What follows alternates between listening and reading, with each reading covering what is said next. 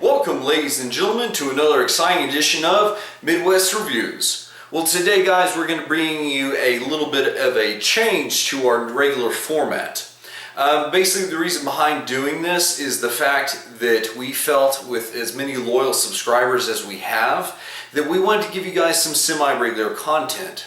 So the format change will not affect the fact that Cameron and I will still be making our regular 15-minute style videos occasionally, but the more regular content will now be 5-minute videos, either of myself or Cameron. Now, Cameron is actually going to start uploading some of his Steel Ravens music reviews for his uploads, whereas mine will still more focus on the Disney ones. But in regards to that, guys, we still may occasionally go off top, maybe a topic different than those two.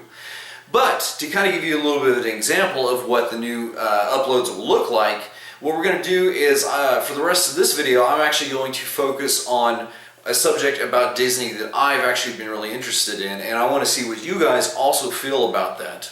And that being that, what if, let's take the concept of Disney, what if they went ahead and opened a extinct attractions park, where basically any former attractions or any previous version of a still existing attraction, basically they could just take a park and dedicate it to those old ones. Now, guys, I find this really kind of an interesting concept. So basically what I want to ask you guys is, if they had a park like this, what do you think that Disney would name that? Off the top of my head, I can't really think of anything myself. But basically it's just a land full of extinct attractions. Now, obviously they would Disney brand it, make it sound grand and fabulous, just like they do. But aside from the name, if you guys were able to, if they asked you, if Disney came to you and said, hey, we would like an idea of previous attractions, if they wanted just 3 from you, what 3 would you guys want? So for the name of the park and the attractions you like, guys, please leave those down in the comments below. Now what I'm going to do is I'm going to share with you kind of my idea.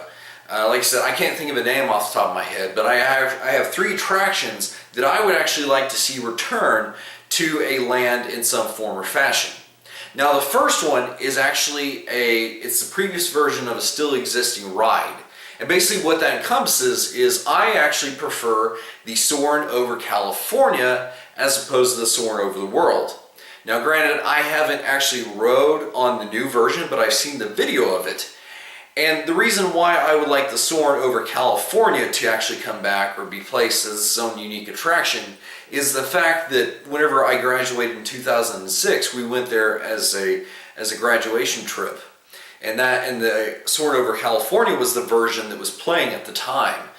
And it has a lot more real photography and video in it, whereas the stuff that Soarin' Over the World, there's a lot of CGI. And from what I've heard, that if you aren't sitting dead center in the front row, B1 basically, if you're off to the sides, the video will start to warp.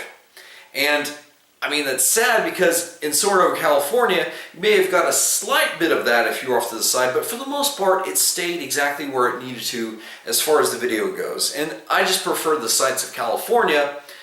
Not anything against other parts of the world, but again, it's more of a nostalgia thing for me. Now, the second one I'm going to mention, I'm not going to go into detail about because we've talked about it in our other videos, and that is actually Horizons. It's a great ride, and if you want to see those, please check out our other videos where we go into full detail about Horizons.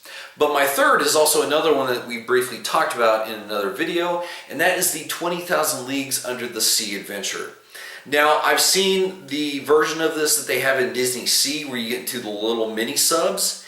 And that would be cool if they could implement that technology, but I would rather be able to go on the Nautilus again as opposed to just a mini sub.